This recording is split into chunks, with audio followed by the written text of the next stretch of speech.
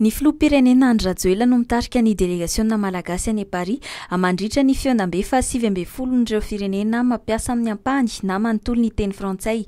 Ny 4 hatramin'ny 5 oktobra no atao ity fionana tapony ity. Efa misy solotenan'i Madagasikara, mpandraharaha, mpikabary, mpisehatra amin'ny kolontsaina any an-toerana nanomboka ny 2 oktobra teo, mandray anjara amin'ilay village de la francophonie.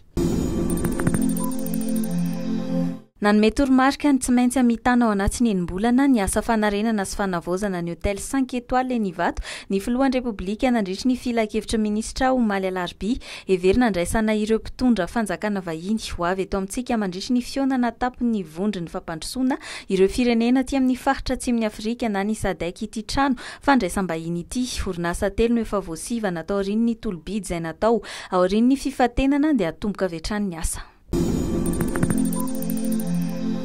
20 ny asa fanamboarana ny fantsona EFAO amin'izao no vita raha ny tatitry ny filakevitra minisitra Omaly Alarby miroso amin'ireo asa fanajariana tany samihafa sy ny fanamboarana ny toby hitahirizana sy hanadiovana rano 507 metatra toratelo amin'izao ireo teknisianina raha ny voalaza ny tatitry ny filakevitra minisitra. Ny taona 2024 no natomboka ity asa fanamboarana ny fantsona EFAO ity ary mandidina 90 ireo tanàna ao amin'ny distrikany Ambosary, Ambovombe, Tolaniaro ary Androy no voalaza fa hovatsiana rano fisotro madio avy amin'ity foto-drafitr'asa ity.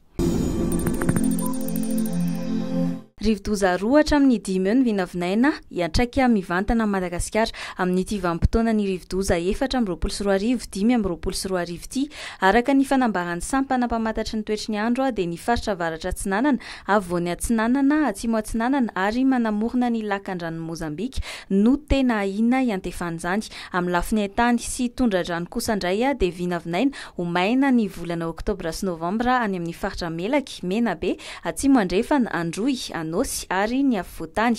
Iabetsaka kosa ny rotsakorana ny volana Janoary sy Martsa any amin'ny faritra Diana, Sava, Sofia ary Atsinanana izay mety hiteraka tondra-drano. Ho fanomanana ny topy lalaovana vaovao amin'ny fiadinan'ny tompon-daka Madagasikara eo amin'ny taranja baolina kitra diviziona voaloha dia hikarakara fifaninanana ny ligna Nalamanga.